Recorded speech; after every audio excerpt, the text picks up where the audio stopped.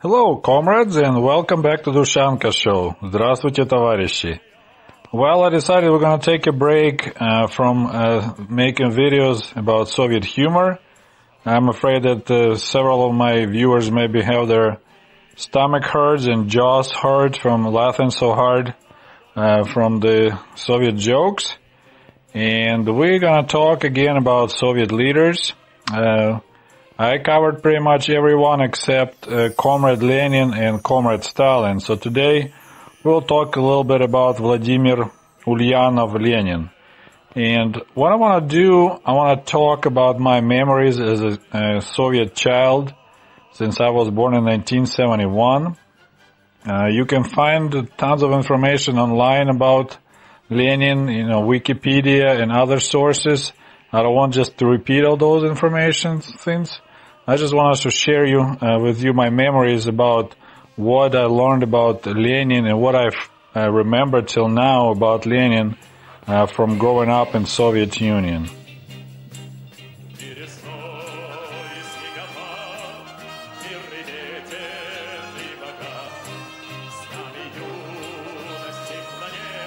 So of course, since I was in the kindergarten and school, we always had portraits of Lenin on the wall. We always were studying songs and poems about Lenin. And one which is I still remember, «Мудрый и ласковый дедушка Ленин смотрит с портрета на нас, как мы рисуем, как мы читаем, как хорошо нам сейчас». This is the words that I memorized when I was 4 years old, and until now I still remember that poem, and it can be translated as a wise and a gentle Grandpa Lenin looking upon us from the portrait on the wall.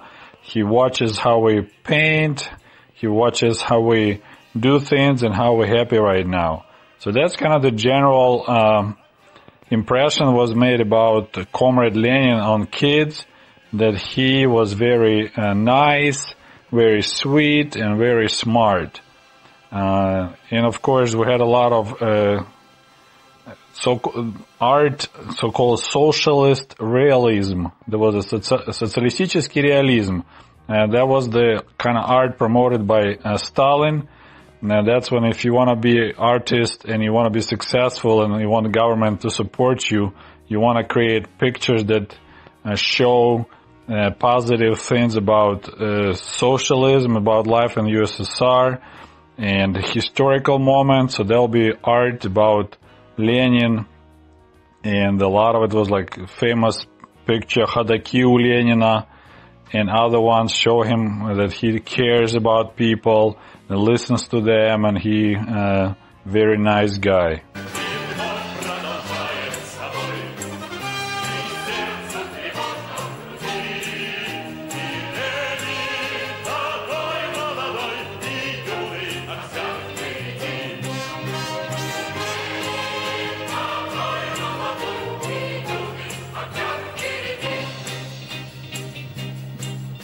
And there was another poem, I think we learned it later, maybe in school, and there was a famous phrase, it was a lot of times it was on the banners, and it said, «Ленин и теперь живее всех живых, наша сила и оружие», something like that. So it basically was saying that Lenin is, even now, Lenin is more alive than any live person, and it's still our weapon and our force and our direction.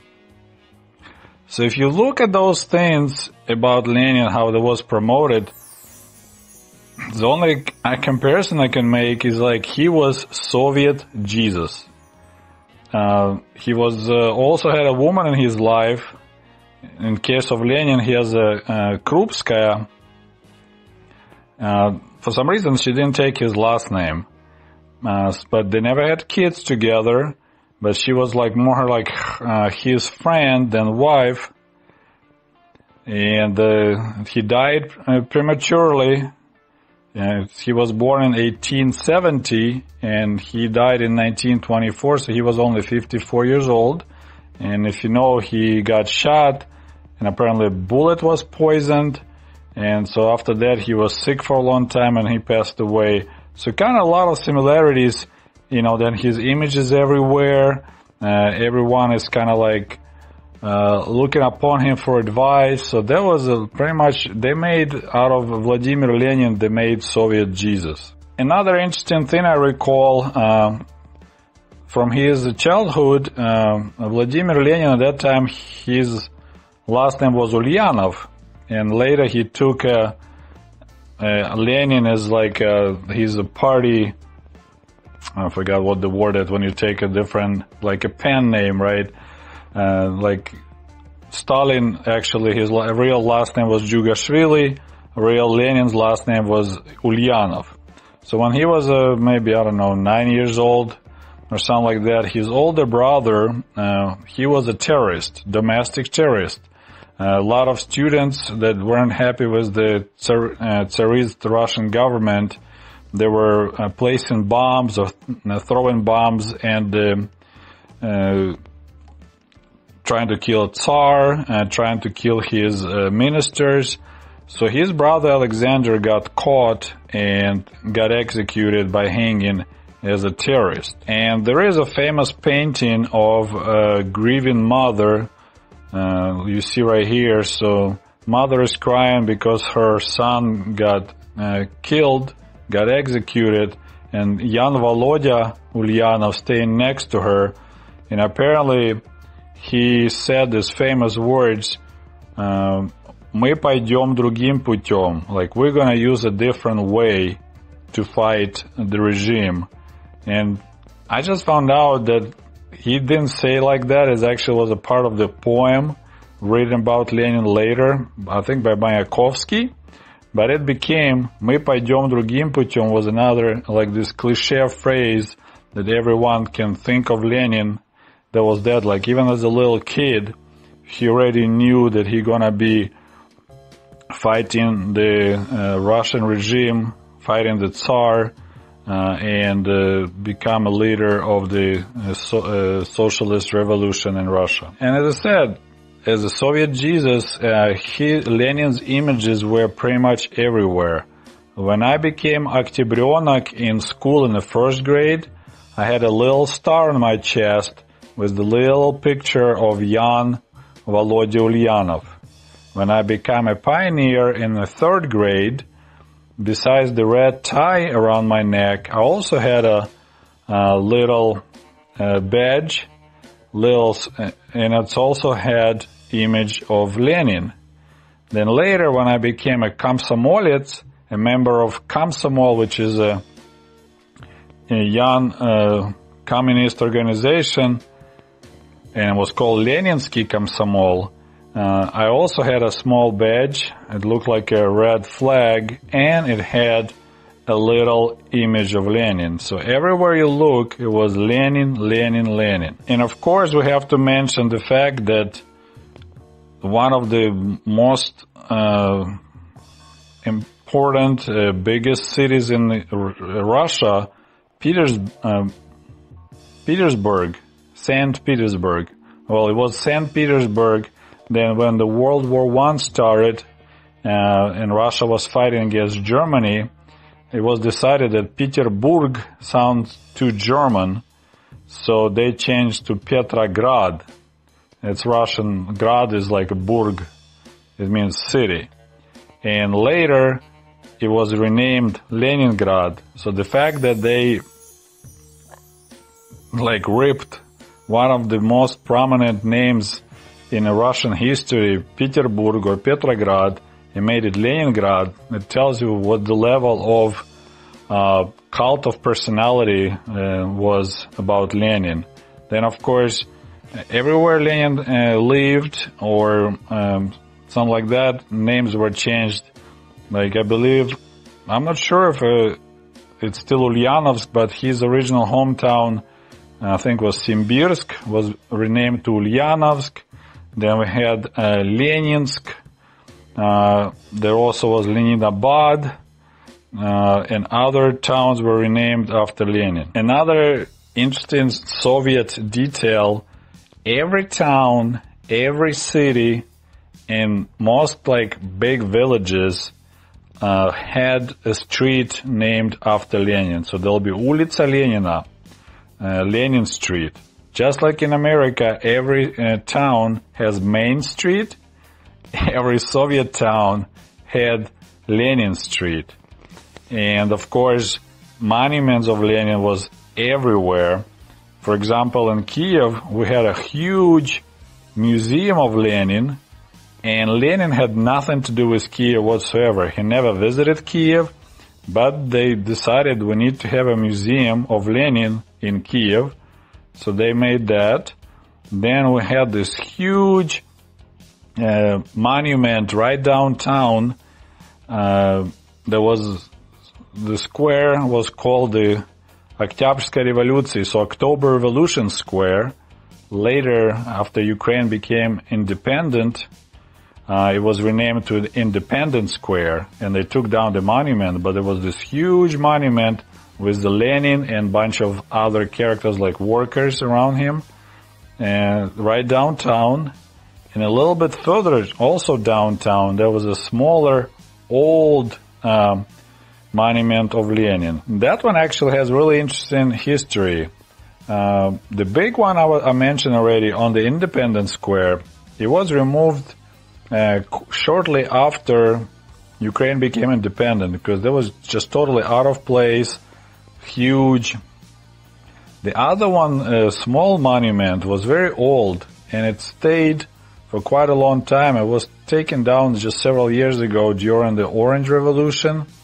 And when I found out totally by accident that monument had a quite an interesting history.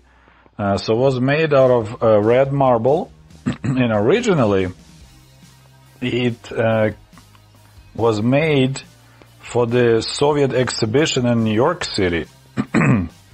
So way back, I believe in 20s, during the World Fair in New York, Soviet Union had this huge, humongous display. Maybe in 30s. I don't recall exactly the dates, but you can look it up. I'll try to put some links below the video. So there was and that monument was the part of the Soviet exhibition. When it was over, they brought the monument back, but they didn't know what to do with it. So after a while, I think maybe it's actually happened after World War II. So after war was over, they decided to install that monument in Kiev right across from the huge Bessarabsky market building, which is historical old building in Kiev. So right across from it, na Boulevard Shevchenko, they installed that small Lenin monument. So that one actually had kind of like historical value and interesting history behind. And I felt bad about that one was destroyed and taken down. The people actually roped it and knocked it down during those events going on downtown Kiev. And of course, there's no doubt that Lenin was quite smart, almost maybe genius person. Just if you look at the amount of books he wrote, like collection of his writings is like, I don't know what, 80 books. So he wrote a lot of things, and he actually managed to make a revolution successful. But at the same time, there's quite a few of his documents, his telegrams, and other things were removed from the books and were actually like classified, so regular person couldn't read them during the Soviet Union, because those telegrams and those articles that he wrote, they contradicted with this image of Lenin being very nice person. And, you know, realistically, to think about it, during the revolution, nice people don't survive, nice people don't win. It's only merciless, cold-blooded leaders that can succeed in such events. And Lenin was such a guy, but later on, to keep his image of the wise and a nice person, quite a few things were classified. And a lot of it relates to his telegrams during the Civil War in Russia. At that time, you know, we had white guards So the people fighting on like against the Reds. So Reds were the communist socialists, and then you had whites that were fighting to restore Tsar or restore, you know, bourgeois, and then they had Greens, which were people like fighting for just leave them alone. So there's one telegram says, great plan, act as Greens, move 10-20 miles into the territory and hang all the priests, all the kulaks and landowners. Everyone will get a bonus per hung person, and then we will blame it on Greens for all those hanging. So that one of the Lenin telegrams. Another one, and most of it was the telegrams during the Civil War. Organize merciless mass terror against kulaks, priests, and white guards. So white guards is the ones that fought against Reds. Anyone suspicious should be locked up in a concentration camp outside the city. Another one, mercilessly squash kulaks uprisings. Hang in public at least 100 kulaks, rich people and other bloodsuckers. Publish their names. Confiscate their breads.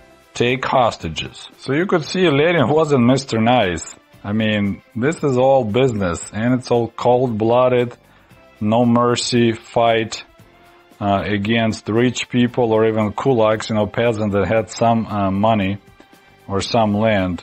There's another telegram when he mentioned foreigners that got caught in these military actions. Says about foreigners, better don't ship them out their country, but place them into concentration camps for possible exchange later. So even foreigners that had nothing to do with civil war, Lenin didn't want them just to get off the hook. He wanted them to be placed in the concentration camps for possible exchange. Or if you don't exchange them, of course, most people don't survive in concentration camp. And there's this one quote, one of his telegram or something, and this is really got me deep because, you know, I was telling stories about how my grandparents were starving and how they tried to survive under Soviet regime when they had the special military troops, military like teams coming to the villages and confiscating bread, like confiscating even seeds for the next year, crops, just taking everything from people, make them starve. And this is the telegram. It kind of shows the whole attitude of Lenin. It says, peasants don't understand that selling their bread is a crime against the state. Peasant thinks that it's his bread and he can sell it or do whatever he wants. He can't. We say it's a crime against the state. So this is the whole thing, how they treated peasants. Like, you know, in the beginning when revolution was about to start, Bolsheviks had these slogans, you know, to stop the war. So it says, peace to soldiers, land to peasants, and factories to the workers. And what they meant giving land to peasants is, no, you go into collective farm and you work together. You're not getting land, as we said. You gotta be part of the collective farm and work. Many times peasants weren't paid.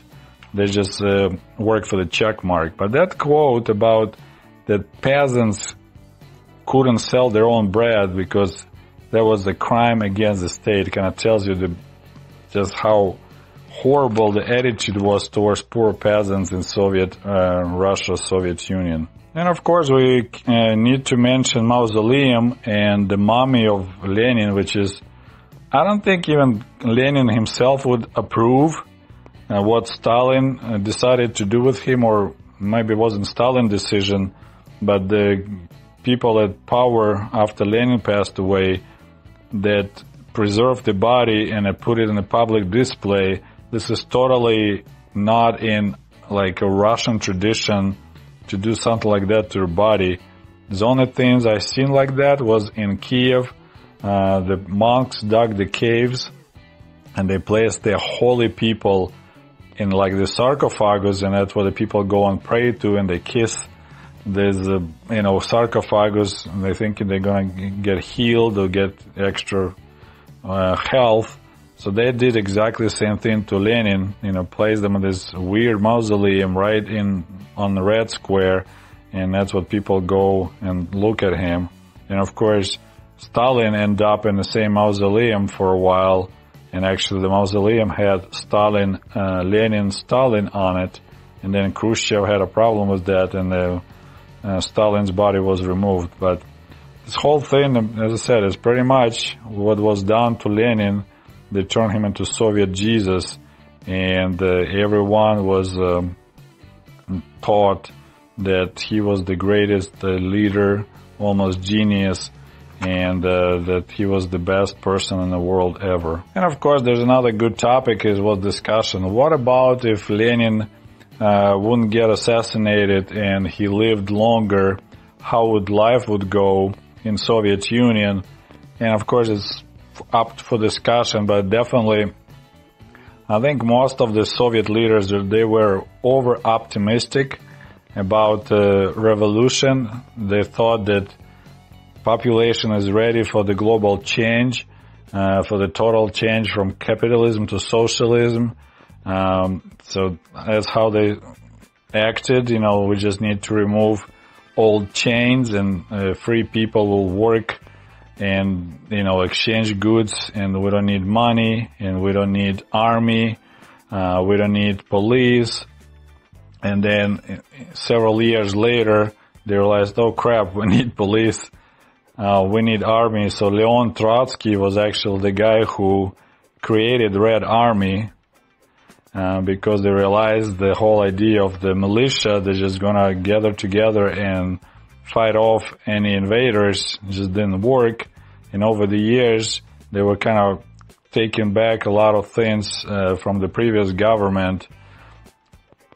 And even Lenin, seeing how horrible the situation was with food in Soviet Russia, they actually rolled back and introduced new economic policy, NAP, which lasted for quite a while and kind of improved situation with food. But then Stalin said, okay, no more, and cancel it again. So it's just kind of tells you that we'll never find out what would happen to Soviet Union if the Lenin was to live for another 20 years or so. But I personally doubt it will gonna end up any different than it ended up under Gorbachev in 1991. So this is my story, what I recall as a kid, as a teenager, about the image of Lenin in the Soviet Union. Greetings, comrades, and welcome back to the Ushanka Show.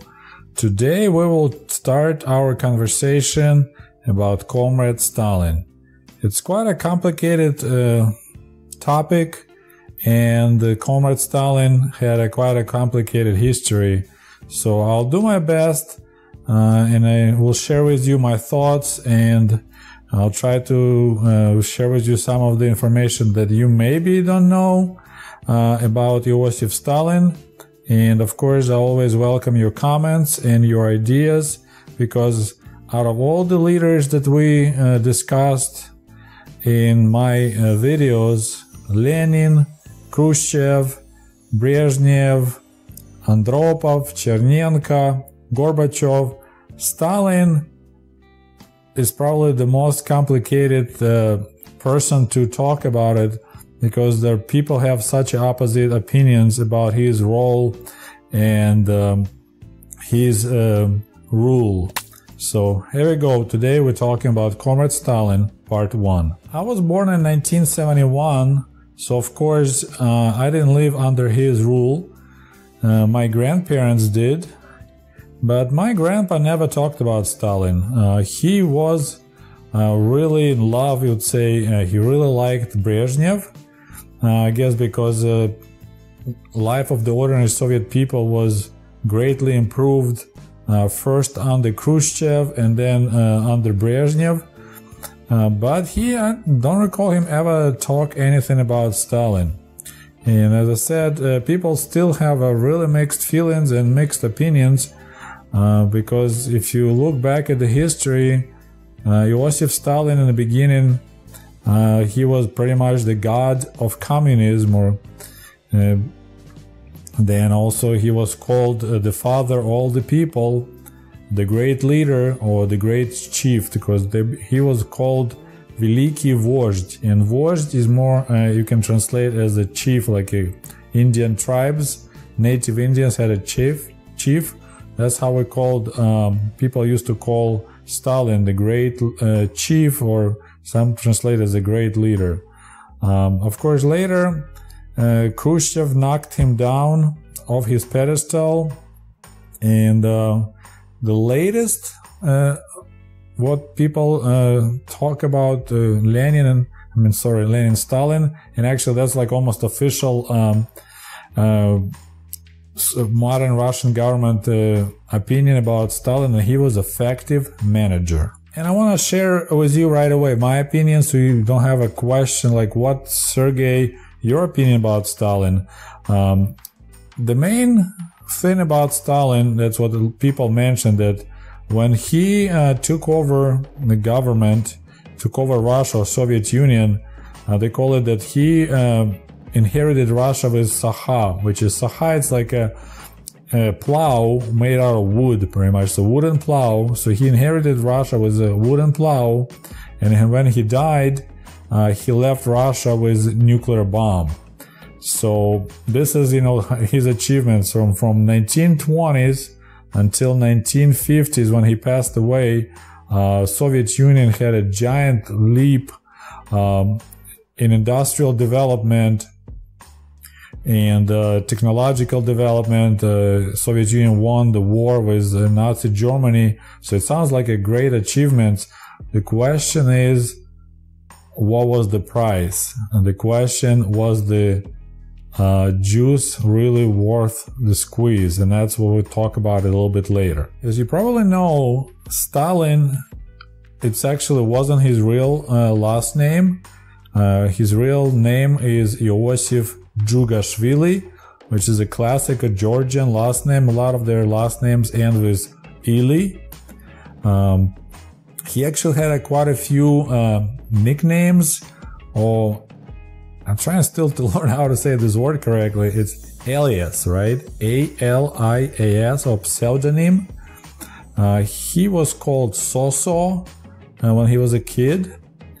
Later, he accepted the nickname or alias Koba. Now that Koba has an interesting story.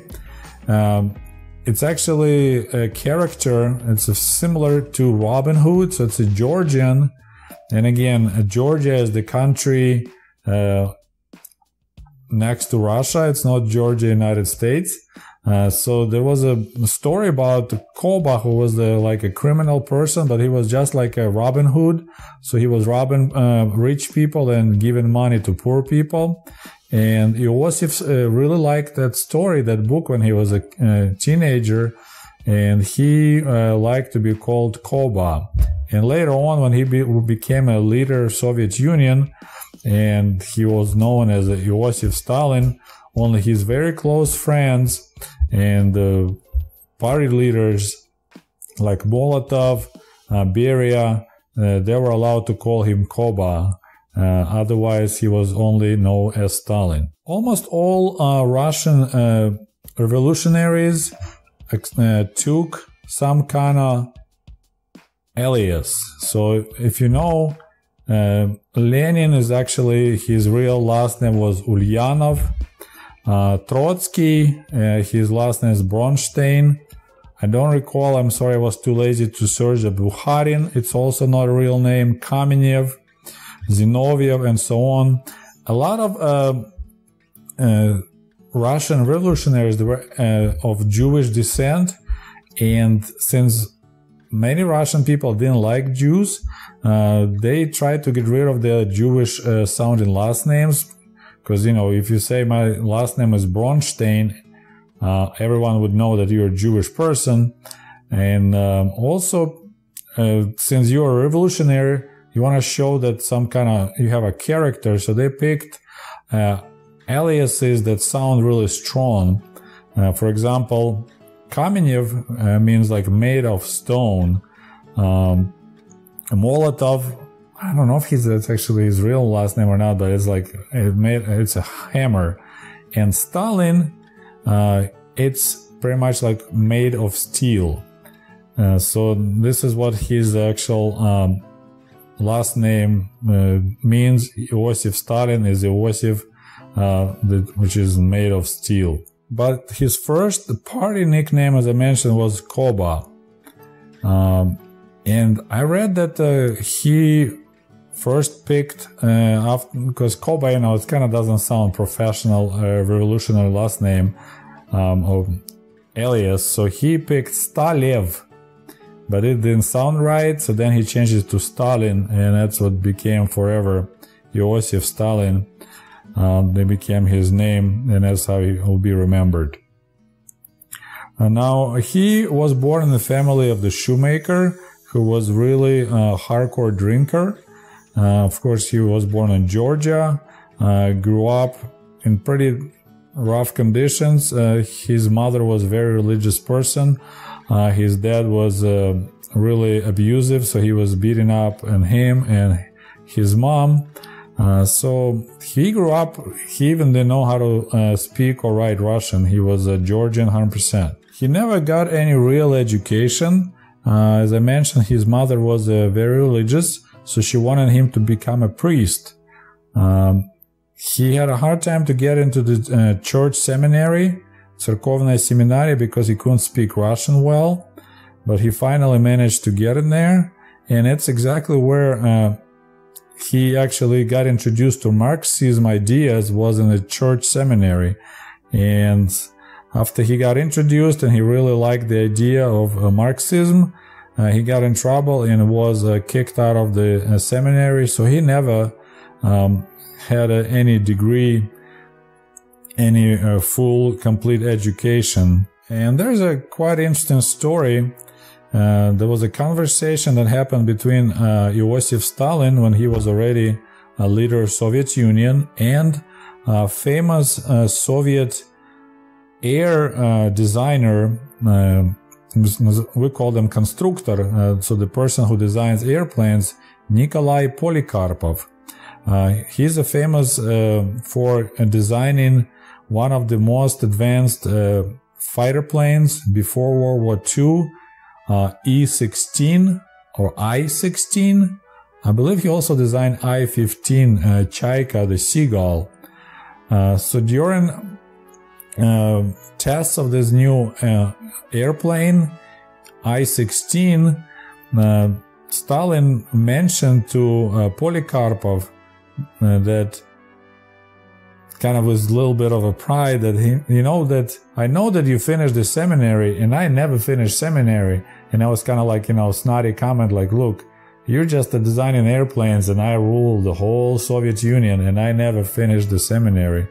And the legend goes that Nikolai Polikarpov, who actually was a extremely religious person, Russian Orthodox, he answered to the comment that, you finished the seminary and I didn't. He replied to Stalin, well, Comrade Stalin, you could tell that you never finished anything. And apparently Stalin really didn't like that reply, and later Polikarpov ended up being in prison, and his health went downhill from there, and he passed away really young, in his, I believe, 50s or early 60s. And another interesting detail, Nikolai Polikarpov was a good friend of Igor Sikorsky. If you're familiar with Sikorsky helicopters, they were good friends. And after revolution happened, Sikorsky decided to emigrate to the United States, and he offered Polikarpov to join him to move to America. But Polikarpov was a real Russian patriot, and I said he was a really religious person. Well, Sikorsky was too, but then I'm planning to make another video on this topic, but you could kind of trace what happened to this two famous people airplane designers or helicopter designers, because Sikorsky also used to design airplanes. Famous bomber Ilya Muromets was designed by Sikorsky. So they separated. Sikorsky went to America, created his own air company, became a millionaire and very successful person, and lived for long years. And there's Nikolai Polikarpov, who ended up getting in trouble with Comrade Stalin and dying young. So as I mentioned earlier, Iosif Stalin got kicked out. At that time he wasn't Stalin yet. Iosif Jugashvili got kicked out of seminary, but he was really into the revolution ideas, and he joined the party. And after 1905 revolution, he was a quite active member of Communist Party, or at that time it wasn't called Communist Party, I believe, Bolsheviks Party. And his job was to rob banks to provide cash for the party. So, you know, you had people who were working more like on the theory of revolution and writing, you know, articles and working on different ideas. Iosif Stalin was robbing banks. So that was what he did for the party. And of course he got caught, and got sent to Siberia into exile, or as we say in Russia, ссылка. Interesting detail about his exile times in Siberia, which was never advertised much. Apparently when he was in Siberia in 1913, and he was 34 years old, he started dating a local girl, Lydia Перепрыгина, who was only 13 years old. So Iosif Stalin was 34, and he started dating 13-year-old Lydia, which right now you probably will get in big trouble. What they say in America, 15 will get you 20. And she got pregnant twice and gave birth to 2 boys. First one passed away, died as a little baby. Second one survived. So Stalin promised to marry her because he got in trouble with local cops. Because even back then, you know, it was illegal to have sex with minors. So he had to promise to marry Lydia in order to not to get arrested again and be prosecuted for a different offense. But he never did. He left, he ran away, and someone else married that girl and adopted Iosif Stalin's son. It's kind of quite an interesting twist in the life of Comrade Stalin. Greetings, comrades, and welcome back to Ushanka Show. Today we'll continue our conversation about our great leader, Comrade Stalin, Part 2. We finished the previous video on the topic of his exile in Siberia, when we had an affair with the young girl who was only 13-year-old. But to Stalin's credit, at that time in Georgia, it was okay to marry a 13-year-old girl. And for a guy, he can be married at the age of 15. So a 15-year-old boy can marry a 13-year-old girl. But Stalin was 34. But according to Georgian laws, if you marry to the 13-year-old girl, you'll be okay. So that was his exile in Siberia. Later, in 1907, some viewers wanted me to point it out. He went to London to join a big gathering of all the left parties, which at that time they had Bolsheviks and Mensheviks and some other people that were kind of on the same direction but not on the same page. And you know, Bolshevik you can translate as the people who like a majority, большинство. The Mensheviks, it's like minority, but at that time actually there were more Mensheviks than Bolsheviks. And of course one of the biggest difference was that the Bolsheviks were for military resistance against the government, and Mensheviks wanted to achieve the goals normal political ways, like, you know, during election, winning the parliament and working the way up. And then Bolsheviks wanted just to make a big shortcut and be done with it. As I mentioned before, I'm not a historian or any professional person that studies history of the Soviet Union. So take all my information with a grain of salt, but I would definitely recommend you to read the book by Montefiore Simon, The Young Stalin. It is a quite interesting read. I need to do it myself. I started reading a little bit, and it's just really bizarre for me to read as a former Soviet pupil, to read this information that we never ever heard in Soviet Union, because the history is being written by victors or winners, so they will take out anything bad information they don't like. So the Soviet history was always very glossy to me. What we studied in schools, it was pretty much like the only path possible for the history to go was for the communism to win, and despite the struggles, the revolutionaries were like perfect people, fighting the battle against evil, and good prevailed, evil lost, and here we are. So it's really weird to kind of read more in details about affairs that the revolutionaries had and struggles and how they hated each other. And of course there's a lot of characters that later just disappeared from the pages of Soviet history, like Trotsky, for example, and many others. They just disappeared literally. Even photos were edited. I call it Soviet Photoshop. So you could see there's a lot of photos of Lenin, Stalin, and there's other people around them that with years, when they were prosecuted and killed, they were just photoshopped out of those pictures, so like they never even existed, because a lot of famous photos of Lenin having a speech, I think it was in St. Petersburg, and you could see Comrade Trotsky staying there on the bottom of the podium. In the later photos, there's just Lenin by himself. There's no more Trotsky.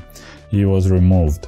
So now we're going to 1917. As you know, by then, Russia was in very bad shape. It lost the war of 1905 against Japan. Then World War I really took a toll on Russia. Its resources were depleted. People were tired of endless war, with the war with no positive outcome in sight. So army was kind of shaky, population was angry, stores were empty, and at the same time there were thin layer of population was doing great, making money on the war. So there was a lot of unrest going on in Russia, especially in St. Petersburg and Moscow. And of course, just like any weak organism becomes more susceptible to viruses or diseases, same way the Russia was ready for some kind of change. And that's what happened in 1917 when October Revolution happened. And if you look across the board, across the spectrum, all the people that were helping Lenin, Stalin was the least probably educated person. So he was a go-getter, but there's a people who were book smart, and most of the revolutionaries, they were book smart. They constantly wrote articles, they discussed, come up with ideas, they had some education behind them. And there was Comrade Stalin that had no degree in anything. He didn't write any articles, but he was just doing things, learning things, and being a street smart. He watched everyone, and he grew up on the streets of Gori in a band, different gangs, young gangs, and he knew how to climb to the top. So he was just watching other people and making his mind remembering all the good things it was done to him from some people, and bad things by other people. That's when he developed a real hate towards Leon Trotsky, because he was actually total opposite of Stalin. He was very bright, very smart. He was dressed sharp, so he was like a intelligentsia in its best versus this primitive, basic, speaking Russian with strong accent Stalin. So and they didn't like each other a lot, and Trotsky treated Stalin like some dumb person, and of course Stalin just quietly kept the score, waiting for the right moment. And after October Revolution 1917, I said Stalin was helping Lenin, and as I mentioned before in my videos, it seems like Russian revolutionaries, they were quite optimistic about the reaction of the Russian population. It seems like the idea was like, hey, the country is ready for change. All we need to do is just to do this one last push to topple the system. And then on the ruins of the system, we're going to build a brand new world, which, even the famous song International was just saying just like that. We're going to destroy the old world to the ground and build a brand new world. And pretty soon they discovered that people weren't actually ready for a change. Peasants' uprisings started happening all over Russia, in Tambov region and Ukraine and other areas, because peasants were just not bright enough, I guess, to understand that now it's because of the great future coming. You just need to work for free and give up your harvest to the government so they can feed the workers and other people. So a lot of things were going wrong, and the economy collapsed. There was hunger, there were gangs, so things were going pretty bad. So there was a big reset when Lenin decided, okay, we need to regroup, and they started so-called NEP, New Economical Policy, which they allowed the private enterprise, and so this country kind of like did same thing what Gorbachev did later in 1980s, end of 1980s. They allowed private enterprise in order to restart the economy. Another big event that happened in Stalin's life was the letter from Lenin. So in 1922, Lenin wrote a letter to the gathering, Pismo Syezdu. So, the gathering of the members was called Syezd. And at that time, he was shot and was in really poor health, so he couldn't attend. So Lenin was just writing so-called letters, articles, explaining different things. So in that letter to the gathering in 1922, he wrote down, he pretty much dressed down all the members of the Soviet elite, Stalin, Trotsky, and others, telling what he liked and what he didn't like about them. He was kind of laying the groundwork for the next leader of the Soviet Union, explaining to people, this is what I see, this is what you need to be aware of. And that letter was really critical towards Comrade Stalin. Lenin pretty much wrote that Stalin was too rude and should be removed. At that time, he was a general secretary of the Communist Party, I believe, the Stalin was, and that Lenin also mentioned that it seems like Stalin had concentrated unlimited power in his hands after becoming a general secretary, and Lenin wasn't sure that he could use that unlimited power properly. And you see, Stalin was watching, so all these years of this spending, a lot of time arguing and pushing different theories and voting.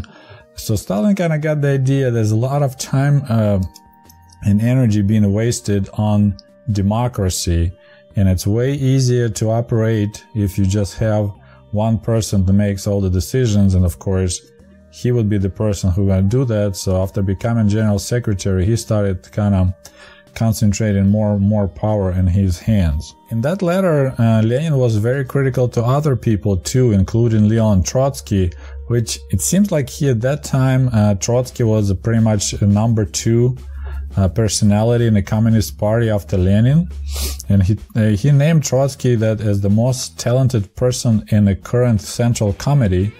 So although Stalin was general secretary, Lenin saw the potential of Trotsky, but he also didn't like that Trotsky was very self-indulged. He was almost like narcissistic, and he was very overconfident, but he considered him the most bright person who knew the theory.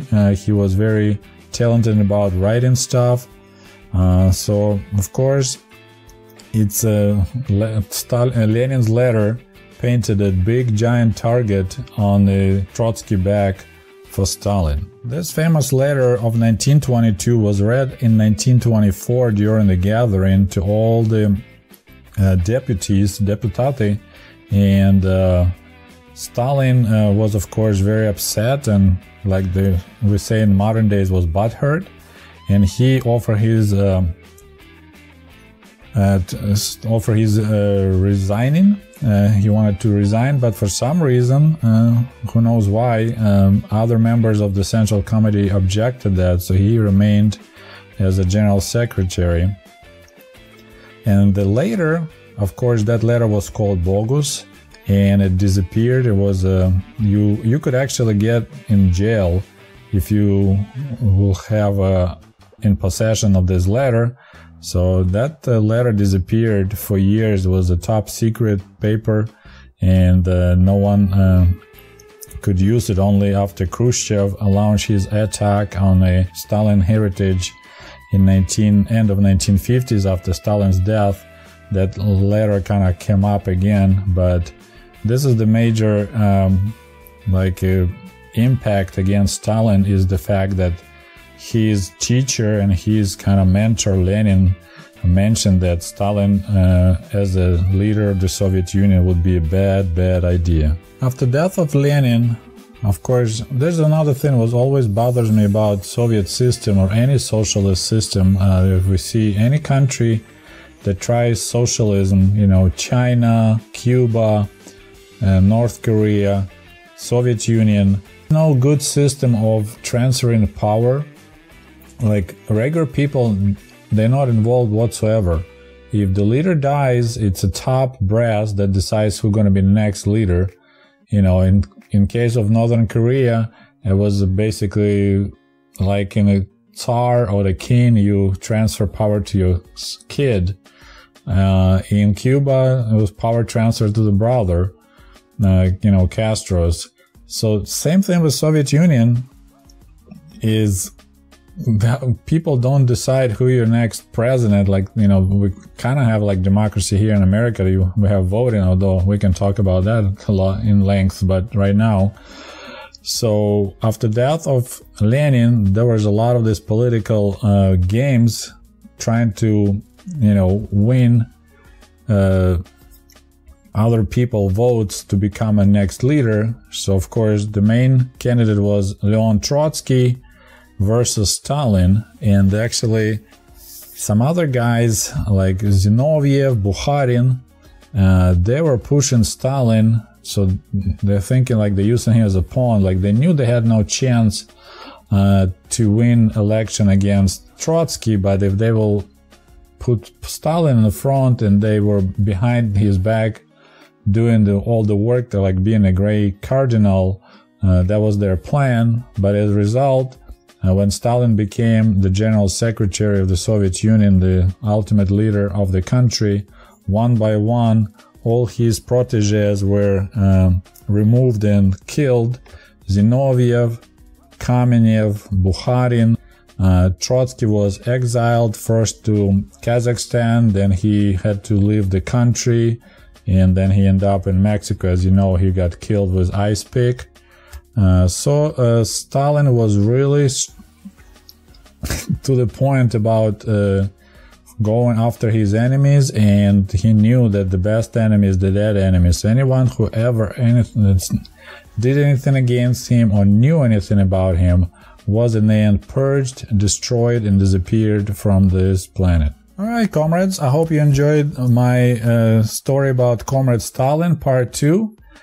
Soon we're gonna make another story. I was hoping to just do one short video, but then it just went downhill, and we're probably gonna have another at least number 3 and possible number 4 stories about Comrade Stalin. So as always, please put your comments and thoughts under this video. Hello comrades, and welcome back to the Ushanka Show. Today we're gonna continue our conversation about Comrade Stalin. In my previous video on this topic, we discussed the letter of Lenin where he warned about specific characteristics of Joseph Stalin, about his willingness to concentrate a power in single hands. And there were some good comments about possibility that that letter was actually a fake. Of course, I don't have any privileged access to any papers in Soviet archives. All I can do, just like you guys, is just to speculate. But the reality is that the Lenin's warning actually came true, because as long as Comrade Stalin became the leader of Soviet Union, not long after that, the purges began. So soon after death of Lenin, the power struggle began pretty much between two main characters, Stalin and Trotsky. And as we know, for whatever reason, most old revolutionaries like Bukharin, Zinoviev, they all supported Stalin, although it looked like Trotsky could be a better leader.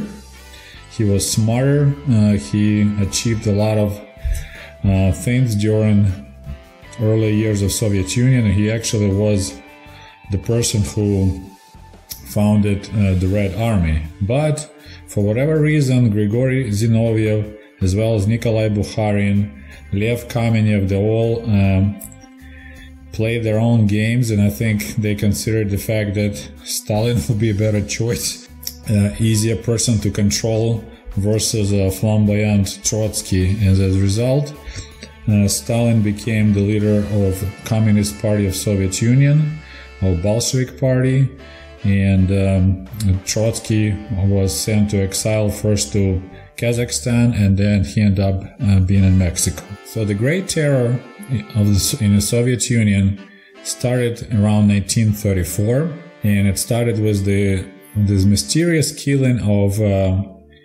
Sergei Kirov.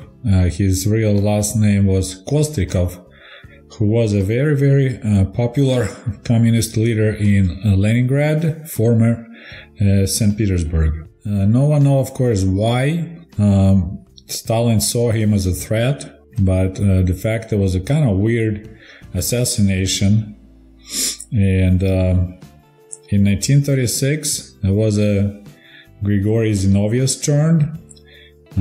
There was already for real, it wasn't just some random shooting. There was actually a process.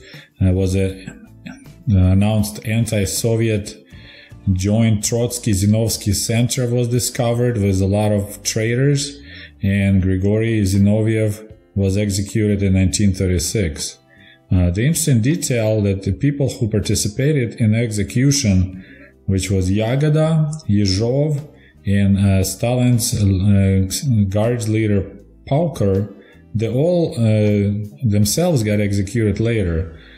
First, Yezhov was the leader of the Soviet secret police. He got shot, replaced by Yagoda. Later, Yagoda got shot and got replaced by Beria. So in 1936, there was a Grigory Zinoviev turn. Same year, Lev Kamenev was arrested and shot as well. And about the same time, there was a famous 16 old Bolsheviks trial. So it looked like Stalin was really cleaning up the place. It seems to me like he really wanted to make everyone disappear who knew him during the revolution and before the revolution. So all the old guard, all the old Bolsheviks got arrested, got trialed, and got executed at that time. So Stalin's clean slate was really clean slate. And in 1938 there was Nikolai Bukharin turn, the guy who actually was supporting Stalin against Trotsky.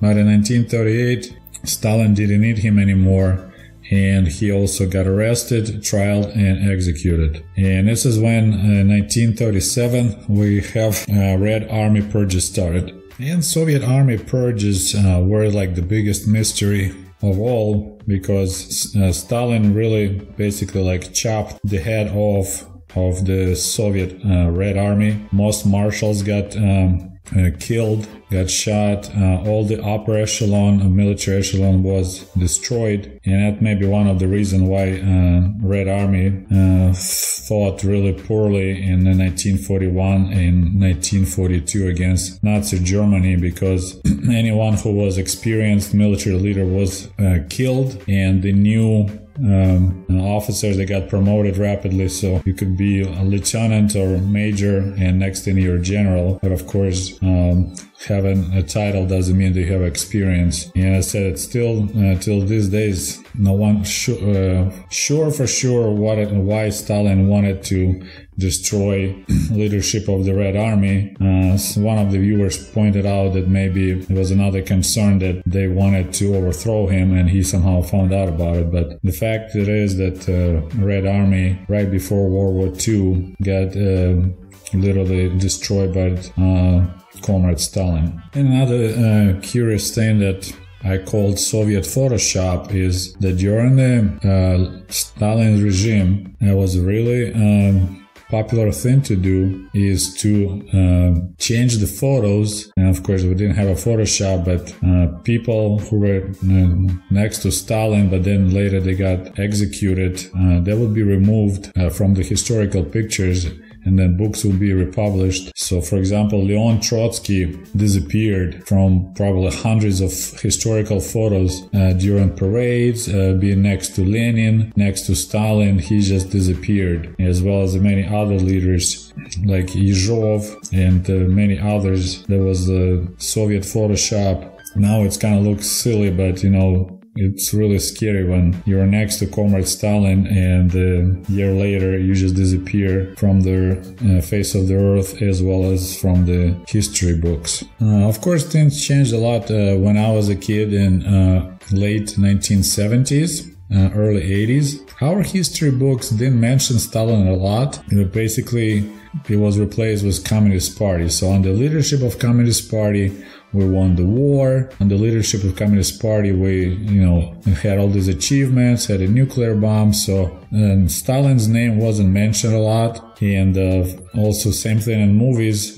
For example, during the World War II, or as we call it, the Great Patriotic War, when the Red Army will be attacking, besides screaming hooray, hurrah, they will be yelling, for motherland and for Comrade Stalin. But of course, in the movies from 70s and 80s, no one was yelling for Comrade Stalin. They were just calling, attacking for their motherland. And actually, I remember one time, I think I was already in college. Somehow I found maybe in the library, don't remember where, but there was an old history book about World War II and about Kursk battle. And I was just flipping through pages and I saw this sentence that said that Comrade Stalin, he kind of deciphered the plans of the German, can't think of the word, of the Germans, and he warned his officers and his soldiers about attack coming in the Kursk region. So it sounded like Comrade Stalin on his own kind of figured out the German plans and told his military command to prepare. So for me, it sounded really silly. How that just one guy can decipher the plans and tell his own officers about it. And then I'm like, well, what about June 22? Why he didn't see Germans attack Soviet Union? So even in 80s, I was already a skeptical kid, and as I said, it was kind of looked silly the way it was written, but that's how the whole generation was raised up in the 40s and 50s, that great genius Stalin could pretty much figure out on his own the secret plans of the Germans. And also I would like to address the discussion about the achievements of Comrade Stalin, because this is one of the main argument between people and historians, is what kind of influence Stalin did on the Soviet Union. And the main argument, people who adore Stalin, is that he took Soviet Russia, Soviet Union from Lenin with the wooden plow, and when he died, Soviet Union had nuclear bomb, and it was the force that everyone in the world was afraid and had to count with. The way I look at it, and there's he has actually Comrade Stalin being called great managers, that he managed to create this miracle.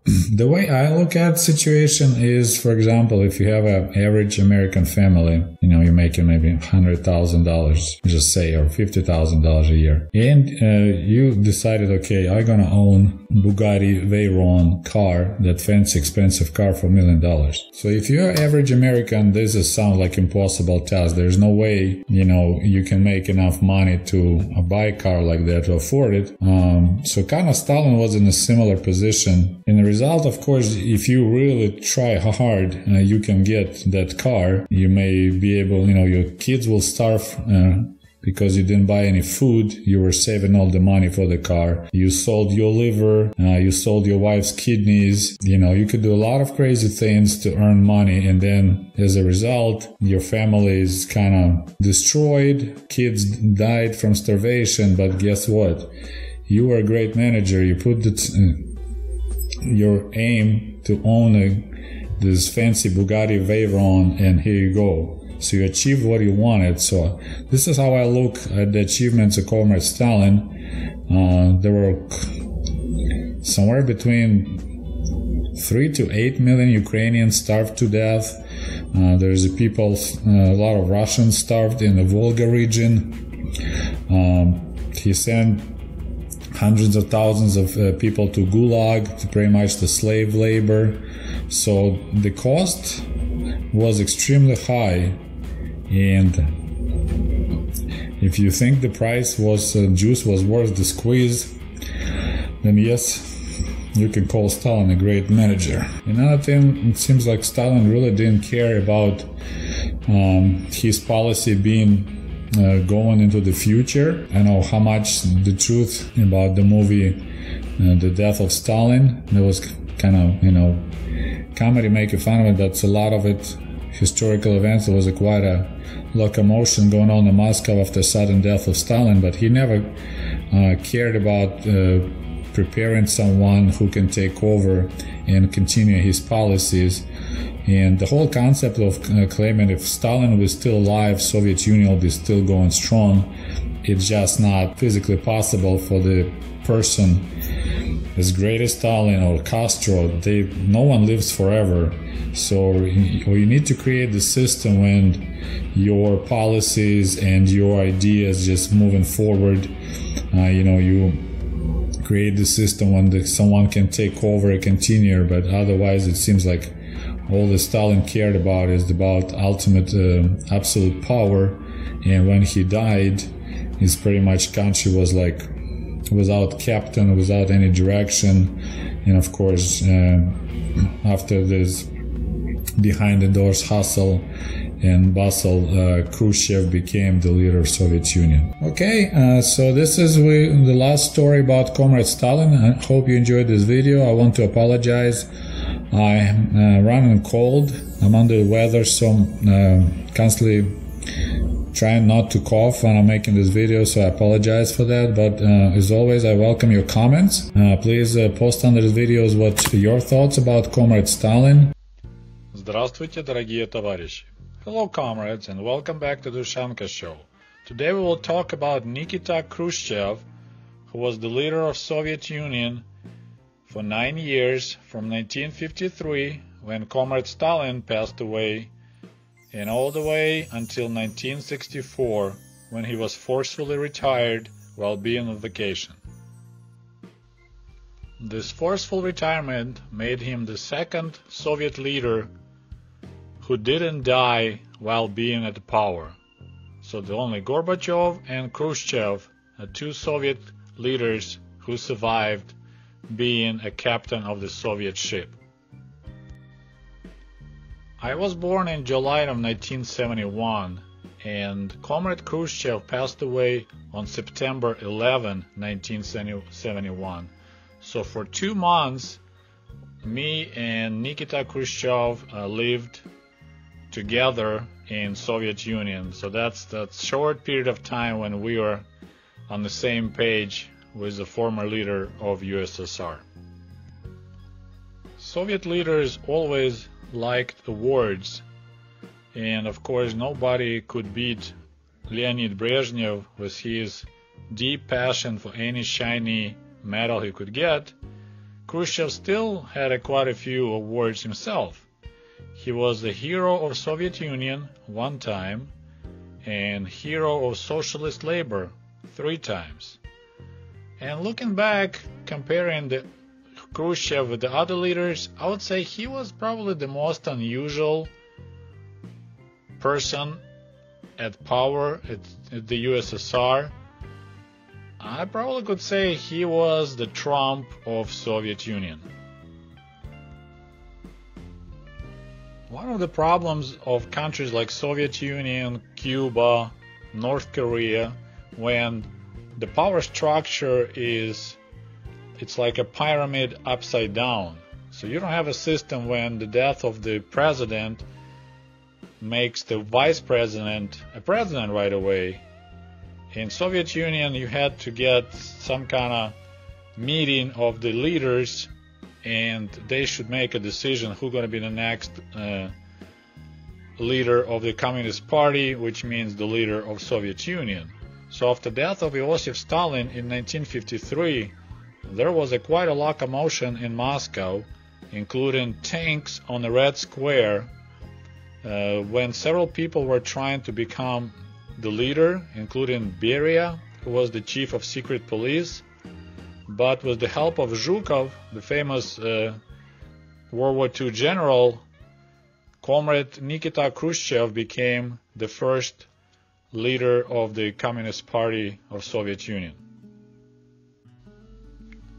The first unusual thing that Khrushchev did was his secret speech at the 20th gathering of the leaders of the Communist Party about Comrade Stalin, and that in reality that Joseph Stalin wasn't that a good guy, and about fight against the cult of personality, cult lичности. But that speech was classified for quite a long time, so regular people never knew about it till probably 80s or even 90s. As I mentioned, Nikita Khrushchev was a quite unusual character, and he had a lot of nicknames that people used to call him. One of which was Khrushchev. So like his last name was Khrushchev, so his nickname was Khrushchev, which is the name for the bug. It's kind of like a scarab bug, or another name is a May bug, Майский жук, and that was one of his nicknames. Another nickname he had was Kukuruznik, which is hard to translate. We also had a name for the airplane who was spraying chemicals and was called Kukuruznik, but it's a person who really likes corn. Kukuruza means corn on Russian. So how did Khrushchev become Kukuruznik? Well, it all started after his visit to United States, when he got so impressed with the amount of corn that America was having and growing. So returning back to Soviet Union, he ordered to do a massive switch from wheat and other grains to corn. And that was a major disaster, because most of the territory of Soviet Union is not suitable for growing corn. So we had outright a lot of wheat disappeared, so we had shortages of bread, and the cornbread that showed up at the stores, people didn't like it at all. So that's the reason why he got the nickname Kukuruznik. If you're interested in history of Soviet Union, you should remember his famous words, "We will bury you," although that was not a correct translation. When we Russians say "we will bury you" or "I will bury you," it's similar when your wife tells you, "I'm gonna kill you." It really doesn't mean that, but it's the same idea. It's just, we really don't like you and we're gonna do everything possible to beat you, but it's not like we're gonna kill you for real. Do you know that Crimea became part of Ukraine thanks to Nikita Khrushchev? And it happened in 1954, when there was a 300th anniversary of the historic decision by Ukraine to unify with Tsarist Russia. Prior to that, for over 200 years, Crimea was part of Russia. Also, during Khrushchev rule, we had a major breakup between Soviet Union and China. There's a lot of versions of what happened. One of the things might happen that Khrushchev refused Mao to share nuclear secrets, how to build a nuclear bomb. Another rumor or theory is that Soviet Union didn't support China during a Chinese-Indian war. They just announced neutrality. So Chinese got pissed, Indians got pissed. So this is what happened. The biggest two socialist country in the world, China and Soviet Union, became mad at each other. And of course, Berlin Wall. It was built under Khrushchev, and I believe it was his decision because they were afraid that the whole population of Eastern Germany eventually going to run away to the West. So they decided to fix it our way, just build a big wall. And we all know how this idea of protecting your borders with walls work now, because Berlin Wall failed and Great Wall of China just became a really interesting tourist attraction. One of the biggest Khrushchev achievements was his construction project all over the country, when millions and millions square feet or square meters of new housing was built. It was built quick, it was built cheap, but over 60 million Soviet families got their own apartments thanks to Khrushchevki project. I'm planning to talk more about living conditions of Soviet people in my next videos, when I'm planning to tell you the story of my family, but there was a horrible shortage of housing in Soviet Union during the Stalin regime. Many people lived in horrible conditions in wooden barracks or so-called kommunalki, when former nice big apartments were split in little tiny rooms, which one family was living in a separate room, and then 5 or 6 or 10 families would be sharing same kitchen and same bathroom. Well, under Khrushchev, they started this major construction project, and over 60 million Soviet families got their own apartments. That construction was really fast and cheap, and houses looked really basic, primitive, and they got the nickname Khrushchevka after Comrade Khrushchev. Of course, under Stalin, there were also some construction going on, but those houses that got the name Stalinki, they were built really well. They had really tall ceilings, about 10 feet tall ceilings, nice outside in a neoclassic style, so they were building them slow and not enough. Khrushchevka was a quite an opposite thing. It was very simplified panels and bricks, usually 5-story high buildings with flat roof, no balconies, no elevators. They could be built in 3 months, and original lifespan was only 25 years. So that was built quick and cheap, just to help people to get better living conditions. And in 20 years, Comrade Khrushchev was 100% sure the Soviet Union will enter a communism phase, and then there'll be beautiful houses all over the place, and we can tear down those temporary Khrushchevka buildings. And of course we have to mention the first satellite, Sputnik, first man in space, Yuriy Gagarin, although there are rumors going on that maybe there was a big fake project, and in reality Yuri Gagarin never made it to outer space. But I won't be touching that topic. Also, we sent the very first dog in space and managed to get 2 dogs back, Belka and Strelka. We took a picture of the dark side of the moon. Of course, we managed to shoot down Powers on his Lockheed U-2 spy plane. And of course, we cannot forget about Caribbean crisis. In order to really understand what happened during the Cuban crisis in 1962, you need to roll tape a little bit back and see what happened in 1961 when the United States deployed intermediate-range Jupiter nuclear missiles in Italy and Turkey, right next to Soviet Union.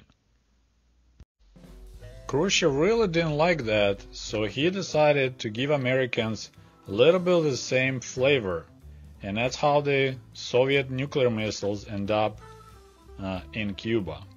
And one of the reasons why Khrushchev got forcefully retired later on is because other Soviet leaders got so scared by his impulse decisions and those high risk taking. Although Khrushchev got what he wanted, he agreed to remove missiles from Cuba in exchange that the missiles removed from Turkey, but the risk was so high and we got so close to nuclear exchange that it scared other leaders of USSR, and they got rid of Khrushchev as quick as they could. Another interesting story about Khrushchev's visit to USA, that besides corn, he brought back Pepsi. And I'm not sure if it's true, but I read some articles that he tried Pepsi during the visit, and he liked it so much, as well as corn, that they made arrangement, and for the Pepsi concentrate, Russia or Soviet Union was sending Stolichная vodka to United States, and that's how you guys got Stoli, and Soviet people got the taste of Pepsi. And for years, till 1990s, the only American pop we could buy in Soviet Union, it was Pepsi and Fanta. We had 5 factories set up in Soviet Union. One of them was in Kiev, and you could purchase a bottle of Pepsi, the small one, I believe it was 0.33 liters, for 15 kopecks, which was kind of pricey. I personally liked Pepsi a lot, and for me, the best snack was a bottle of Pepsi and fresh white bread.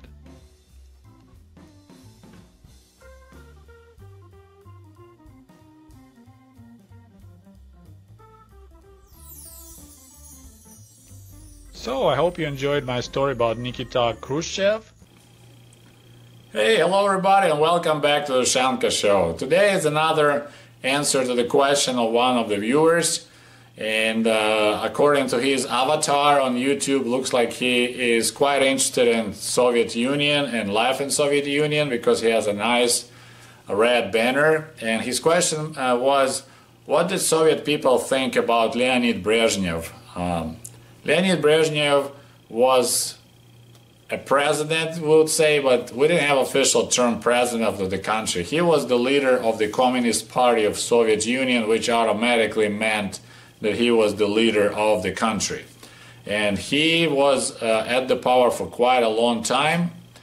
After Khrushchev was pushed away from power, a lot of top government officials in Soviet Union weren't happy with Khrushchev, especially for all that Caribbean crisis, because he was taking these huge risks and playing this cat and mouse game with United States, and bringing nuclear weapons to Cuba. it was kind of scared a lot of people at the government, so they had a coup, and they took down the Khrushchev. Like Khrushchev, one of the rare cases when the government official didn't die at his position, because if you look back, Lenin, Stalin, Brezhnev, Andropov, Chernenko, everyone was at power till his last breath. There's only two people who survived being a top dog in Soviet Union, Mr. Khrushchev and Mr. Gorbachev. All others, they died holding the steering wheel of the Soviet train. So he was quite young, and what I remember in 80s, early 80s, he was getting old and he was getting ridiculous. So there was a lot of jokes about about Brezhnev, because he had this real strange passion of kissing other people, like I'm talking kissing men. There's a lot of famous pictures when he meets with someone, he will be kissing this guy and kissing on the lips. So it looks extremely, let's put it this way, strange to see one old man kissing another man, like hugging him tight and kissing him on the lips. But that's what Brezhnev was famous for. And we actually had this joke, anecdote, like we call it, about Brezhnev, that he was meeting some people, and his advisor was like, hey, Comrade Brezhnev, why are you always, so happy to see this leader, let's say, I don't know, whatever country, South Africa? Because he is our enemy. He's a bad guy, he's on the same page as Americans. And Brezhnev's like, I know it, but he's kissing so good. I just can't help it. I'll have to hug this guy. So that was one of the jokes about Brezhnev and his almost excitement to kiss the other leaders on the lips.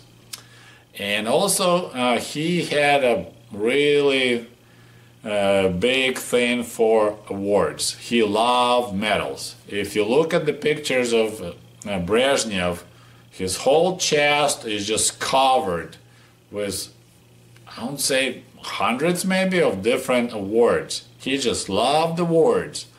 And pretty much everyone knew that if he comes to visit your country, the best way to get things done and get what you want from Soviet Union is to award him with your highest award possible. So if he goes somewhere in Africa, he will get some national hero of whatever country. And this way he was collecting all these awards from everywhere. Plus, in Soviet Union, he had the most medals possible. He was like 5 or 6 or 7 times hero of Soviet Union and a hero of social labor, which is the highest award in Soviet Union. Every time his birthday, he gets another award. And people were laughing at it because that was ridiculous. The war was over for 40 years, and then like, hey, we just forgot to mention that Comrade Brezhnev was a great hero, and we're gonna award him another star of hero of the Soviet Union. And it goes another star. War is over 40 years ago, but we're still awarding someone with the hero of the Soviet Union for the war achievements. And I also had a joke about his love for awards, is that he had actually a surgery done on his chest to make it bigger and wider because they couldn't fit all the medals possible. So a lot of people think he was a great leader, and in fact my grandfather loved him a lot. Like, he thought he was the greatest leader. And of course comparing was like Comrade Stalin, who was really scary. Life under Brezhnev was pretty laid back, kind of relaxed, and So I guess a lot of people love him, and also it was during a time in late 70s when oil prices skyrocketed. So Soviet Union was making a lot of money selling oil, and that way some money kind of helped to raise the lifestyle of Soviet people. We had more stuff in the grocery stores, so life was pretty decent. But as I said, just his things about awards and kissing. And also, apparently, he had quite a passion for fast cars. So he ended up getting some really nice cars from the United States as a present. And but also during his regime, we won't call it regime, when he was at power, we had a lot of corruption going on. There was a huge corruption in southern republics, Uzbekistan, Kazakhstan. There was a horrible corruption, and it was all covered up by the government in Moscow. And also, by the end of his life, in I believe it was 1980, 1981, when he was getting really old, he was getting like really not capable of running the country. Other people ran the country, but he still had to read these hour-long speeches, and he was barely talking, so it was hard to understand him. So we also had a lot of jokes based on his pathetic way he was reading speeches, because it looked like he was a really old man that needed to be in retirement home, but he was like had loaded with drugs, and they put him on the front of the meeting of the communists, and he had to read this hour-long speech, and it was so boring. But he would sometimes blurb something really funny. One joke, I'm just rocking jokes left and right. It was a joke. If you remember, in 1980 we had Moscow Olympics, which actually the United States boycotted, but we had Olympics, and you all remember, we have a symbols of Olympics at 5 rings. So when Brezhnev, it's a joke, it's not a real event, was reading a speech about Olympics, at one part he started just kind of paused, and then he says, oh, and people looking around like, what is he doing? Why he's saying oh? But then somebody look at his speech, and he's like, Comrade Brezhnev, it's not O, it's Olympic rings. So he was thinking it's 5 O's, so he was just reading them out loud, O, 5 times, when it all was just a symbol of Olympics. So that was, there you go, another joke about Comrade Brezhnev. So yeah, he didn't do really bad for the people of the country, but in the end of his rule, we had so-called zastoy, which is like, I don't know how to translate it correctly, like backwater state, where nothing moves, nothing happens, like nobody works hard. It's just kind of like, that was pretty much condition of Soviet Union in the end of the Brezhnev being at power. And then of course after he died, poor thing, and Andropov came. Andropov started changing everything back to like KGB Stalin style, but we can talk about it in the next video. Hello comrades, and welcome back to the Ushanka Show. Today I would like to continue our conversation about Soviet leaders. In my video number 16, what Soviet people thought about Comrade Leonid Brezhnev, I talked a little bit about Comrade Brezhnev.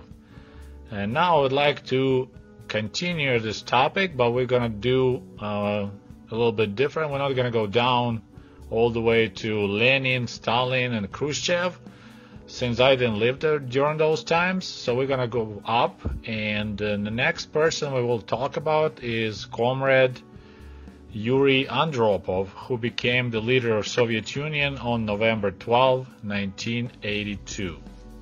When Leonid Brezhnev passed away on November 10, 1982, it was definitely quite a shock for the whole Soviet Union, because he was the leader of the country for almost 20 years. From 1964, when he replaced Khrushchev, till 1982, he was at the power of Soviet Union. So that was just like a part of the landscape to have a Comrade Brezhnev at the steering wheel of the country. So of course when he passed away it was quite a shock. I was 11 years old that time, and we had no school that day. During the funeral of Brezhnev, we all were gathered in the gym and watched on TV the funeral. So I was sad because our leader died, but at the same time, being a kid, I was quite excited that we didn't have a school that day. And several days later, on November 12th, it was announced, 2 days later, after Brezhnev's death, that our new leader going to be Yuriy Andropov. Well, that guy was a former KGB who pretty much almost 20 years was running the Committee of State Security, Комитет государственной безопасности from 1967. So he had quite a few of KGB habits.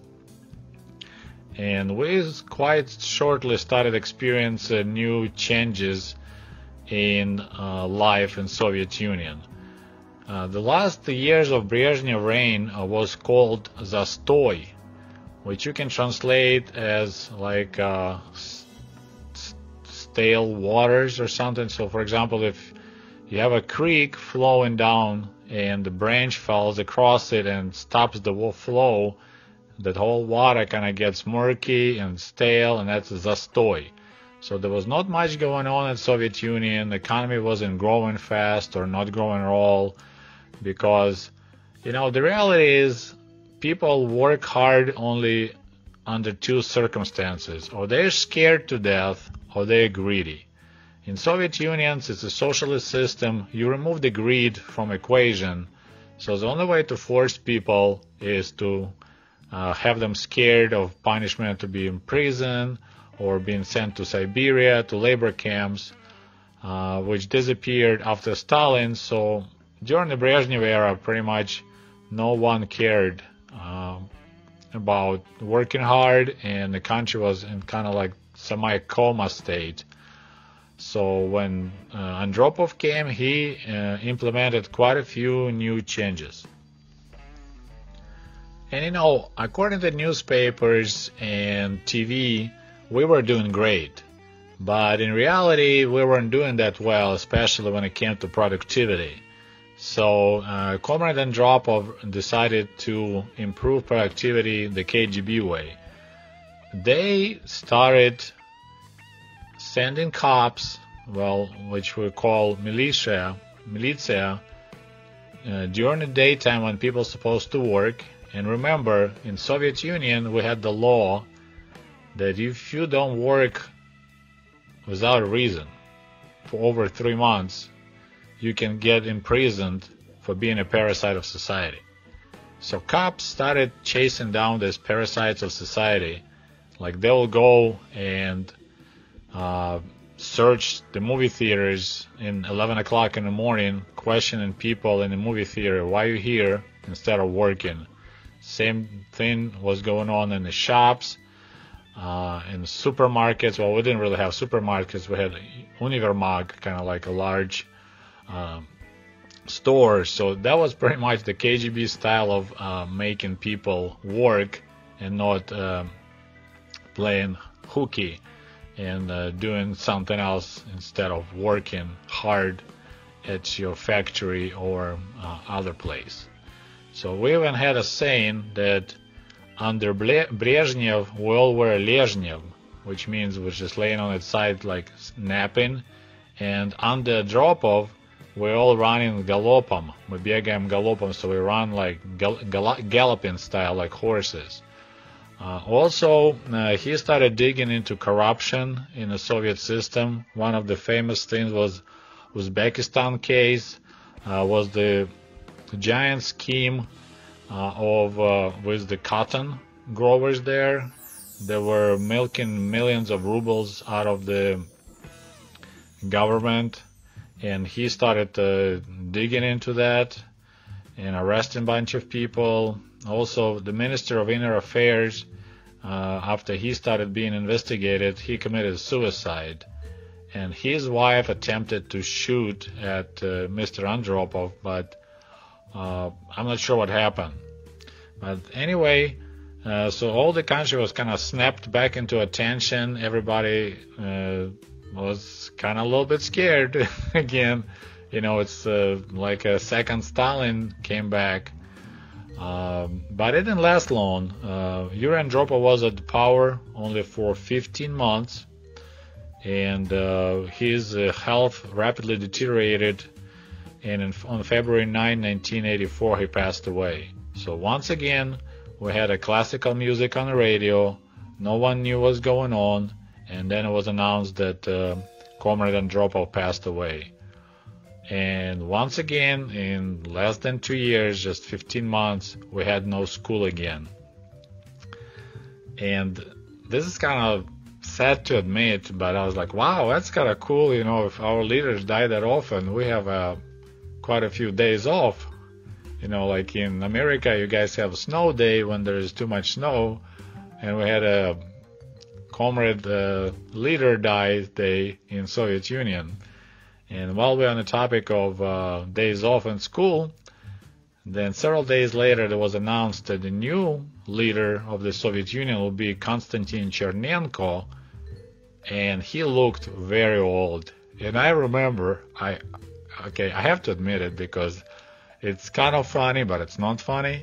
When I saw a picture of Konstantin Chernenko and he looked so old, I was like, oh hell yeah, we're gonna have another day off coming up soon. So Andropov wasn't in power for too long, and right now in Russia there's actual discussion that maybe he was the person who could save Soviet Union from collapse. He could be like a new Stalin, or maybe like a Chinese leader who saved China from following steps of Soviet Union and adapt to the new reality.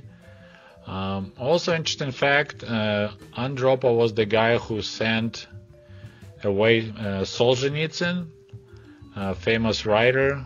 He didn't want to send him to Siberia, he just exiled him to the West. Also, his son from the first marriage, Vladimir, was alcoholic, and actually he ended up going to jail for some criminal activities. And his father pretty much turned away from him and even didn't come to his funeral. And also, if somebody remembers Professor Sakharov, he was a famous nuclear scientist in Soviet Union and dissident. Andropov, even being a KGB, he didn't let Sakharov to go to jail. So still rumors going on why Andropov died so soon, because he looked pretty healthy, but I heard, of course it's rumors, that he got shot again, and this time successfully in his liver, and the reason was his corruption investigations, and people wanted to stop, and but it's only rumors, I couldn't find any confirmation. So here you go, there's my story about Yuriy Andropov, the second leader that was running the country after I was born in 1971. And next story about, really short story about Konstantin Chernenko. Hello comrades, and welcome back to the Ushanka Show. Today we will talk about Konstantin Chernenko, the guy who became the leader of Soviet Union after death of KGB officer Yuriy Andropov. But before that, I would like to mention a couple of moments that I missed while talking about Leonid Brezhnev and Yuriy Andropov. First of all, after the death of Leonid Brezhnev, who was the leader of Soviet Union for over 20 years, in order to keep his name in memory of Soviet people for many hundreds of years to come, a town of Naberezhnye Chelny, which is located in Tatar Autonomic Soviet Socialist Republic, town where the huge truck factory KAMAZ is located, that town was renamed Brezhnev. In 1988, it was decided to return the original name, so that town again is called Nabережные Челны. But right now in that town they have a radio station called Brezhnev FM. Also, interesting detail, especially right now with the events unfolding in Syria, the only Soviet and Russian Navy air carrier, or it's mostly called air carrying cruiser, Kuznetsov, Admiral Kuznetsov, actually was originally named Leonid Brezhnev when it was launched. So that ship actually carried several names. It started from when it was designed, it was called the Soviet Union. When it was started being built, it was called Riga, which is the capital of Latvian Soviet Socialist Republic. When it was launched, it was called Leonid Brezhnev. When it was tested, it was called Tbilisi, which is the capital of Georgian Soviet Socialist Republic. And finally, it got the name of Nikolai Kuznetsov, one of the famous admirals of Soviet Navy. Also, after the death of Yuriy Andropov, the next Soviet leader, the town of Rybinsk in Russia was renamed into Andropov, and in 1989 the original name of Rybinsk was returned. Also, there's a passenger ship in Russia that carries the name Yuriy Andropov, as well as the 4th Guards Tank Division that carries Andropov name since 1984. Also, I would like to mention that Yuriy Andropov, besides the fact that he was acting like Stalin Jr., chasing people in the movie theaters in the morning, he also became famous for lowering prices for vodka. Interestingly, vodka used to be called in Russia as a bread wine, хлебное вино. An official name, vodka, was introduced under Stalin in the 1930s. And the prices didn't change for a long period of time. So, for example, the Moskovskaya vodka was for over 10 years was 2 rubles and 87 kopecks. When Andropov became the leader of Soviet Union, on September 1st of 1983, this new vodka came up on the market. Well, there was no market, just on the shelves of the stores, and it was the new price of 4 rubles and 70 kopecks. So there was a drop of 10% or 60 kopecks from 5 rubles 30 kopecks that we had under Brezhnev. So that vodka, which had nothing on it besides the words vodka, or how we say vodka, just a green label, it got a nickname Andropovka after the leader Yuriy Andropov. Also, some people used to call it first grader because it came up for sale on September 1st, which when all the kids in Soviet Union go to school. And now back to Konstantin Chernenko. He became the General Secretary of Central Committee of Communist Party of Soviet Union. This is the official name of his position on February 13, 1984. But he was already old, 72 going on 73, actually the oldest General Secretary elected, and in pretty poor health. So despite Chernenko's age and pretty poor health, he still got elected as General Secretary of Communist Party of Soviet Union. Apparently, a year prior, in August 1983, while on vacation, he ate some smoked fish and he got sick, and after that he spent quite a few months in the hospital. So there was not many changes under his rule.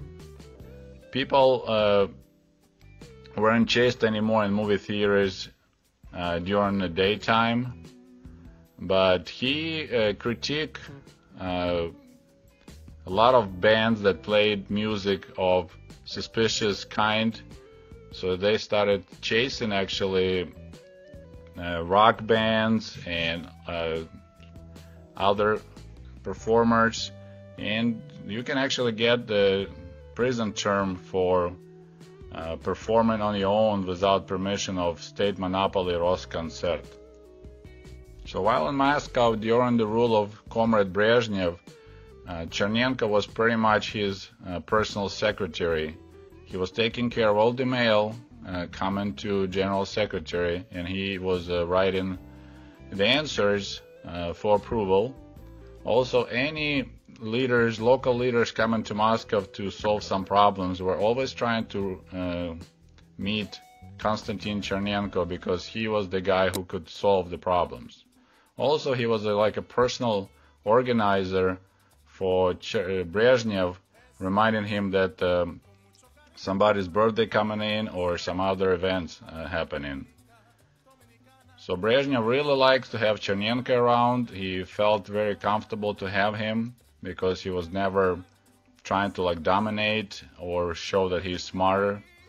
And he was invited quite often to hunt in Zavidovo, was this personal Brezhnev's hunting area.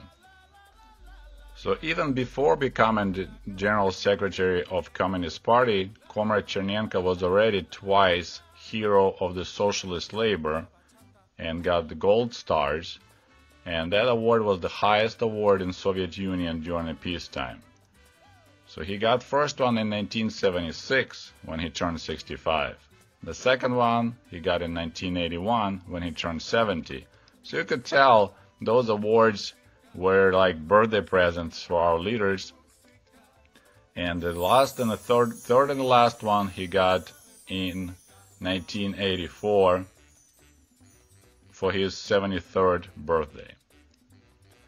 Also, Chernenko supposedly designed the unique mechanism for removing any document from the giant archives of Kremlin, and that was supposedly his big achievement. Comrade Chernenko was born in Siberia, Yenisei region in 1874, and his whole career was pretty much slowly climbing up the ladder in the Communist Party and moving closer to Moscow. In 1948, he met Comrade Brezhnev, who at that time was first secretary of Moldova, and they became good friends, and that's how his career got launched, and he ended up working in Moscow. He had two wives, and only in 2015 there were some documents published, so apparently he had more than two wives, and actually several of them he left behind with kids, and that was one of the reasons why his career slowed down quite a bit in the 40s.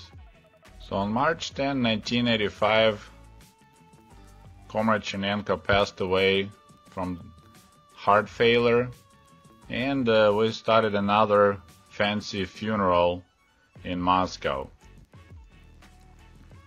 And with his death, it was the end of the 5-year period during which a lot of old guard of Brezhnev Politburo passed away. And that era got the name of Пятилетка пышных похорон, which means like the 5 years of pompous funerals.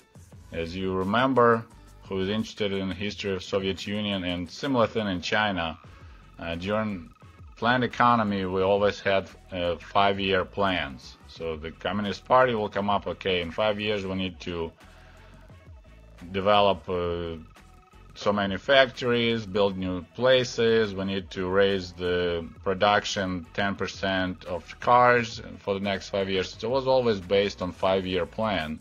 So this was the joke that we had 5 years of fancy funerals. So that was era was over with death of Konstantin Chernenko. Again, we had no school. We had to gather in a gym and watch the funeral. And they announced the next day that our next leader gonna be Mikhail Gorbachev. And when I saw that young guy, I thought, damn, won't be any more days of no school for a long time. And that's what happened. We had, I think, Gorbachev was the only second Soviet leader after Khrushchev who actually survived the job and didn't die being the leader. And also after Chernenko passed away, they found a couple of places.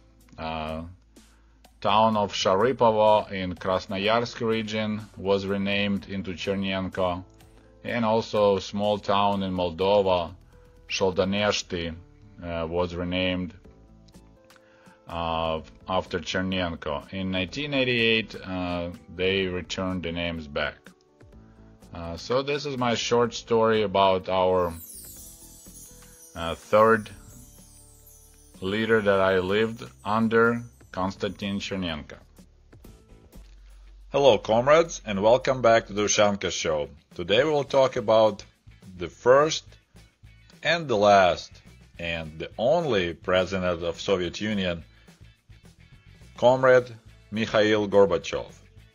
He was elected as a General Secretary of Communist Party on March 11, 1985, the next day after the death of Konstantin Chernenko. And as I mentioned in the previous video, after seeing how young he was, it was my only thought, man, there'll be no more funeral breaks in a while. Mikhail Gorbachev was only 54-year-old when he got elected as a General Secretary, probably the youngest secretary in a long time. So, what do I remember about the years under his rule? First of all, Gorbachev was famous for his birthmark on his forehead. That was like first thing everybody noticed, and we had a lot of jokes about it. Jokes that he had a bird pooped on him. He got a nickname Mecheny, which means the marked one. So there were a lot of jokes only about his birthmark on his head. Also, he was the first Soviet leader that showed his wife, Raisa Gorbacheva. Prior to that, all the Soviet leaders never showed up in public with their wives, and she was the first lady to be real first lady. And of course, many people weren't ready for it, and we also had a lot of jokes about Raiska. That was kind of like nickname for Raisa Gorbacheva. In 1985, the Soviet Union was probably in its peak, but I would call this peak like the tree finally reached its highest point of growth, but it's already started rotting inside. Because remember, in those days, on TV and radio, we hear a lot of good news about the Soviet Union, but then you go to the store and there's nothing to buy, the empty shelves around, or huge lines to buy anything, shoes, clothes. You had to be in line, as I mentioned, to be on the list for 9 years to purchase a car. Even to purchase a couch or refrigerator, you had to wait being on the list for 6 months to a year. So Gorbachev started the changes in the Soviet system based on 3 principles: perestroika, which means like rebuilding or reconstruction; ускорение, which means acceleration; and гласность, something like openness and no more secrets. And our life changed a lot. I remember that suddenly newspapers became extremely interesting to read, because there were many articles telling things about the Soviet Union under Stalin or under Khrushchev that we never heard of. And we end up, my family, subscribing to many new newspapers just because there was just a lot of interesting information that we never heard it before. Besides perestroika, ускорение, and гласность projects, Gorbachev also started a campaign against excessive alcohol consumption in the country. People were drinking a lot of vodka, and he decided to put stop to it. So first of all the alcohol prices went up 45%, huge jump. Then vodka just disappeared from the stores, period. There were just empty shelves. Then they changed the rules, and people were allowed to purchase vodka only after 2 p.m. So no more early morning drinkings. And well, of course, Russian people, Soviet people, having this bitter sense of humor, came up with a lot of jokes about the situation. For example, like a little kid approaching his father, like, "Dad, vodka got so much more expensive. Does that mean you're gonna drink less?" He said, "Oh no, kid, that means you're gonna eat less." And of course, if you cannot buy vodka, you start making your own vodka. So all over the country, moonshining exploded, and suddenly, as a side effect, sugar disappeared. Government ended up limiting amount of sugar people can purchase per month, so every family was getting a special talon, piece of paper, and every person in the family can purchase only 1 kilogram of sugar per month. One of the dumbest things that happened during this anti-alcohol campaign was massive destruction on vineyards all over the country, mostly in Georgia, Armenia, and Crimea. I don't know who made that decision, but it was decided we don't need all these vineyards anymore because we're not gonna produce that much wine. Winemaking factories had to switch to producing grape juice, and I remember this funny story that my dad told me. One time at their factory, somebody noticed that the grape juice in the cafeteria wasn't actually grape juice, it was wine. I guess the factory that was making wine, by mistake or who knows why, they end up putting wine into grape juice cans and shipping it all over the country. So that day the whole factory was walking around happy and drunk, and management couldn't figure out what the hell is going on. Another side effect of anti-alcohol campaign was, interestingly, a sharp increase in birth of children in Soviet Union in 1985 till 1988. So there was another like a miniature baby boom happening that time. Maybe people had a new hopes for the new life, coming up with changes, or maybe just guys were so bored being sober, so they started paying more attention to their ladies. Several other big decisions that Gorbachev made during his rule was the hard one of pulling out Afghanistan in 1989. Without admitting they lost. Also, he pushed the change in the constitution, and they removed the Article 6 in Soviet constitution, which preserved the Communist Party monopoly rule in this country. He removed a lot of conservatives from the Communist Party. Pretty much he was laying the ground for the major changes in the Soviet Union. So the avalanche of changes in Soviet Union and in the life of Soviet people was quite overwhelming. The first McDonald's opened in Moscow. They had huge lines. It became at once the busiest McDonald's in the world, despite the fact that McDonald's meal was costing approximately 1 monthly salary for the ordinary person. But still people were willing to pay this huge money. You would say if you make about $2,000 a month here in the USA, people would pay $2,000 for Big Mac and French fries and Coke just to try the taste of West. So that was really fun time to live, and then Berlin Wall came down. Soviet people were allowed to travel abroad. It was less and less limitations. Newspapers were instant to read. Markets opened up and people were selling their things. But you could tell there's something going on, because like from the stores we had sugar disappeared, then flour disappeared, then suddenly was shortage of glass bottles, so we had the vodka being sold as giant 3-liter glass jars because they couldn't just find enough glass bottles. So these little things were kind of popping up here and there, telling you there's something seriously going on wrong with the Soviet economy. And it became really bad when they started delaying salaries at the factories.